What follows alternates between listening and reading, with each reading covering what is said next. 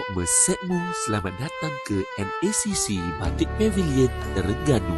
NACC adalah destinasi wajib bagi mereka yang berkunjung ke Terengganu. Di sini juga terdapat 70 jenama batik di bawah satu bumbung. Pakaian yang dijual di NACC sudah pasti berkualiti dan harga yang berpatutan. Mereka juga tidak lokek memberi promosi seperti promosi Merdeka yang akan diadakan pada 29 hingga 31 Ogos. Terdapat banyak pilihan pakaian lelaki dan wanita dewasa.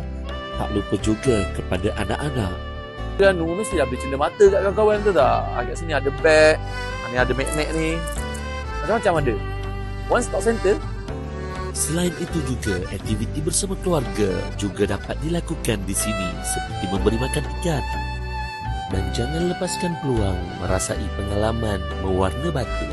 ZK nak bagi tips dekat korang yang nak datang. Korang boleh booking online. Sebab apa? Korang akan dapat fast lane. Dekat sini ni nanti ramai ni. Ramai. Jadi tak perlu nak beratur-beratur, tak perlu tunggu. Just booking, nanti tunjuk je nombor booking. Korang terus dapat layanan yang istimewa. Itu tips untuk korang untuk datang di NACC. Tidak lengkap sekiranya anda tidak mengunjungi galeri dan bengkel proses membuat batik asli.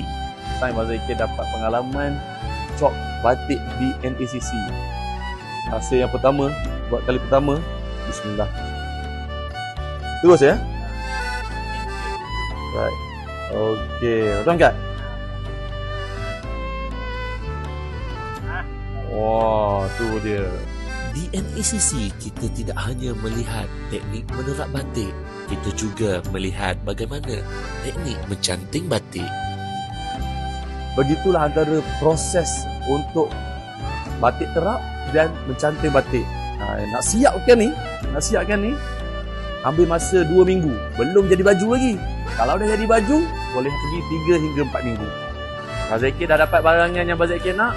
Abang ZK rasa itu sahaja daripada Abang ZK di NACC. Apa-apa pun, kita explore kau-kau.